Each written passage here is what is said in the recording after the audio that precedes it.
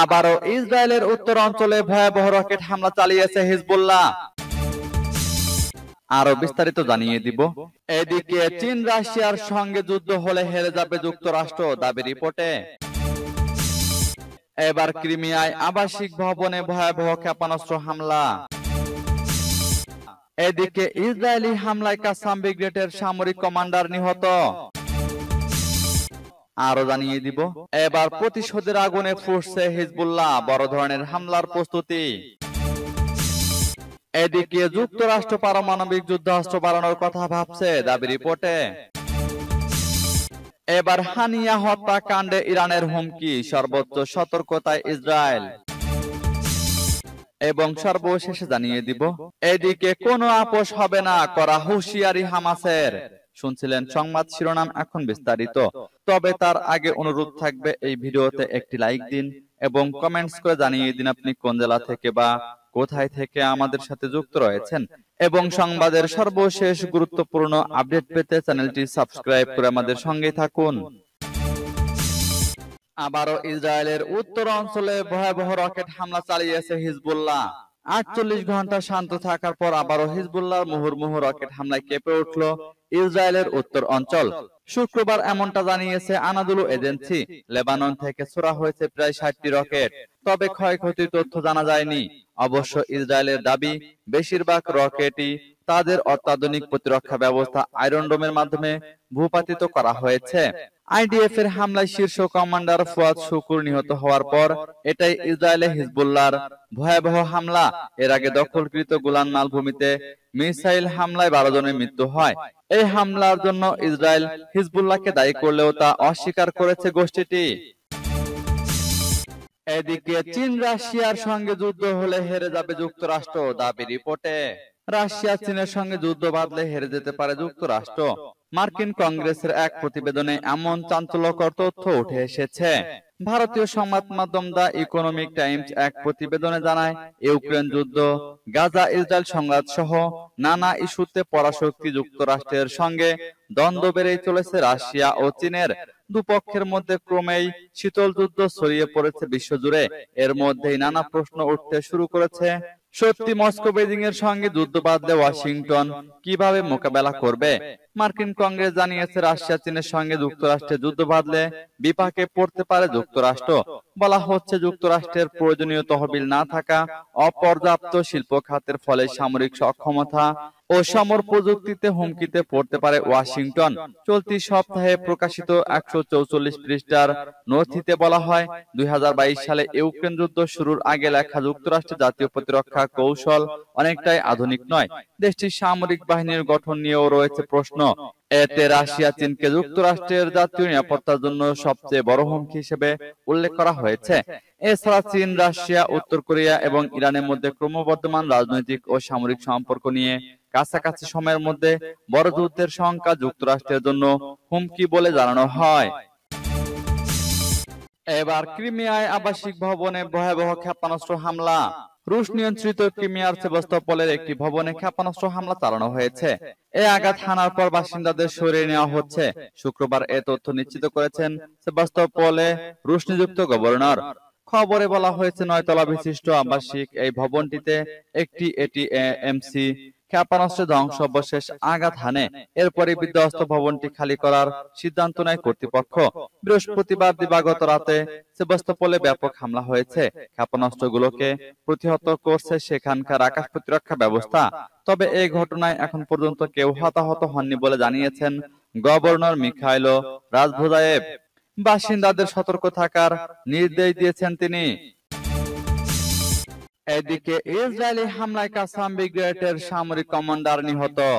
অধিকৃত পশ্চিম তীরে একটি গাড়িতে ইসরায়েলি বিমান হামলায় ফিলিস্তিনের সশস্ত্র স্বাধীনতাকামী সংগঠন হামাসের সামরিক শাখা কাসাম ব্রিগেডের কমান্ডার নিহত হয়েছেন। এছাড়া গাড়িতে থাকা আরো 4 জন নিহত হয়েছেন। শনিবার ইসরায়েলের হামলায় হামাসের 5 জন নিহত হয়েছেন, খবর ফিলিস্তিনি বার্তা সংস্থা ওয়াফার। প্রতিবেদনে বলা হয়েছে, পশ্চিম তীরে তুলকারেমে হামাসের সামরিক শাখা কাসাম ব্রিগেডের নেতা ছিলেন। তিনি যে গাড়িতে ভ্রমণ করেছিলেন সে সময় তার উপর ইসরায়েলি হামলার পরে তিনি নিহত হয়েছেন।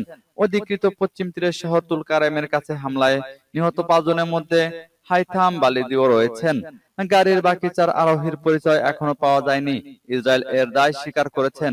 সামরিক বাহিনী বলেছে গাড়িটিতে একটি সন্ত্রাসী বাহিনী ছিল। এবার প্রতিশোধের আগুনে ফুঁসছে হিজবুল্লাহ, বড় ধরনের হামলার প্রস্তুতি। ইসরায়েলের হামলায় শীর্ষ কমান্ডার নিহতের পর আরো তীব্র হয়ে উঠেছে হিজবুল্লাহর প্রতিশোধের আগুন। বড় ধরনের হামলার প্রস্তুতি নিচ্ছে ইরান সমর্থিত গোষ্ঠীটি। বাহিনীর প্রধান ছাদ জানিয়ে দিয়েছেন, কোন ধরনের বাধা মানতে রাজি নয় যোদ্ধারা। সংঘাত দমনে আলোচনার দরজা বন্ধ হয়ে গেছে বলেও দাবি করেন তিনি। হিজবুল্লাহ প্রধান হাসান নাসরুল্লাহ বলেন, অবশ্যই আমাদের জবাব আসবে। শত্রু আর তাদের যারা সমর্থন যোগাচ্ছে তারা নিশ্চিত থাকতে পারে, এ বিষয়ে কোনো বিতর্ক কিংবা আলোচনার সুযোগ নেই। এভাবেই বহু বছর ধরে প্রতিরোধ বাহিনী টিকে আছে, তা সবার মনে রাখা উচিত। এদিকে দফায় দফায় কূটনৈতিক প্রচেষ্টা চালাচ্ছে বিশ্ব নেতারা, তবে কোনোভাবেই দমে যেতে রাজি নয় লেবাননের সশস্ত্র গোষ্ঠীটি। প্রতিরোধের আগুনে জ্বলতে থাকা হিজবুল্লাহ যে কোনো কিছুতেই বাধা মানতে রাজি না, তা অনেকটাই স্পষ্ট বাহিনী প্রধানের বক্তব্যে। তিনি আরো বলেন, এই সব চাপ কোনোভাবেই কাজ করবে না। নিতান্তই মধ্যপ্রাচ্যকে সংঘাত থেকে বাঁচাতে যদি কেউ আগ্রহী হয়, তাহলে তাদের ইসরায়েলকে বলা উচিত গাজায় আগ্রাসন বন্ধ করতে তেল আবিবকে বাধ্য করাতে হবে। অন্যদিকে হিজবুল্লাহর হামলায় ইসরায়েলি ভূখণ্ড বারবার পুড়লেও এবার বড় মাত্রার হামলার শঙ্কা করা হচ্ছে, যদিও তা সময়ের অপেক্ষায়। বিশ্লেষকরা বলছেন আরো ভয়ঙ্কর রূপে ফিরে আসতে পারে হিজবুল্লাহ। এদিকে যুক্তরাষ্ট্র পারমাণবিক যুদ্ধাস্ত্র বাড়ানোর কথা ভাবছে, দাবি রিপোর্টে। সাম্প্রতিক সময়ে ইউক্রেন রাশিয়া যুদ্ধ সহ বিশ্বজুড়ে ক্রমশ বাড়ছে উত্তেজনা। মার্কিন যুক্তরাষ্ট্রকে মোকাবেলা করতে হচ্ছে বৈশ্বিক হুমকি। চীন, উত্তর কোরিয়া, ইরান ও রাশিয়ার মতো দেশগুলো প্রায় প্রতিনিয়তই হুমকি দিয়ে যাচ্ছে যুক্তরাষ্ট্রকে। আর এমন অবস্থায় নিজেদের পারমাণবিক যুদ্ধাস্ত্র বাড়ানোর কথা ভাবছে যুক্তরাষ্ট্র। এমন তথ্য দেওয়া হচ্ছে মার্কিন প্রতিরক্ষা বিভাগের সদর দপ্তর পেন্টাগনের পক্ষ থেকে। এ বিষয়ে মার্কিন মহাকাশ নীতির ভারপ্রাপ্ত সহকারী প্রতিরক্ষা সচিব বিপিন নারাং বলেন, চীন, উত্তর কোরিয়া এবং রাশিয়ার পারমাণবিক গতিপথ পরিবর্তন লক্ষ্য করা হচ্ছে। কাজেই আমরা এখন এমন একটি পর্যায়ে পৌঁছাতে পারি যেখানে আমাদের বর্তমান মোতায়েন বাহিনীর আকার বা এর ধরনে পরিবর্তন করা প্রয়োজন। খবর তাস নিউজের। Center for strategic and international স্টাডিজে তিনি বলেন, এখনই স্টকপাইল বাড়ানোর দরকার নেই, তবে মোতায়েন করা ক্ষমতার সংখ্যার সাথে সামঞ্জস্য করার প্রয়োজন হতে পারে যদি আমাদের প্রতিপক্ষরা তাদের বর্তমান পথে চলতে থাকে।